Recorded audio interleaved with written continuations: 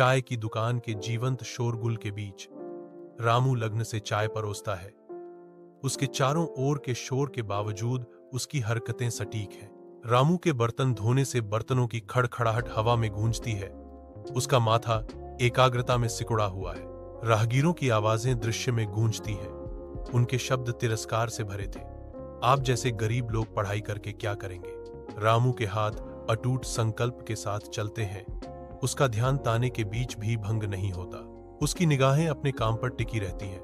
उसकी चुप्पी नकारात्मकता के खिलाफ एक ढाल है। रामू अपने काम में लगा रहता है। उसके कार्य किसी भी प्रत्युत्तर से अधिक जोर से बोलते हैं। धुंधली रोशनी में रामू अपने छोटे से कमरे में अकेला बैठा है। उसका दृढ़ संकल्प उसके चेहरे की हर रेखा पर अंकित है। कमरे का मामूली सामान उन चुनौतियों की एक स्पष्ट याद दिलाता है जिनका उसे सामना करना पड़ता है। एक अटूट भावना से प्रेरित होकर वह भूख की कसक और थकान के भारी खिंचाव से जूझता है। उसकी आंखें एक अद्वितीय ध्यान से जलती हैं, जो उसके आसपास की कठिनाइयों से विचलित नहीं होती।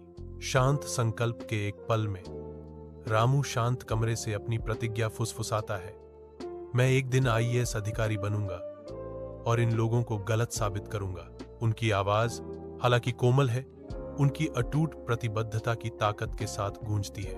रामू, जो अब एक आईएएस अधिकारी है, सभागार के मंच पर गर्व से खड़ा है। सफलता का प्रतीक। वह भीड़ को संबोधित करता है। उसकी आवाज ज्ञान और दृढ़ विश्वास से गूंजती है। कड़ी मेहनत और धैर्य से असंभव भी संभव हो जाता है, रामू घोषित करता है। उसके शब्द हॉल में गूंजते हैं। रामू ने निष्कर्ष निकाला, अपने सपनों को कभी मत छोड़ो। उनके कथन पर विस्मयपूर्ण चुप्पी छा गई।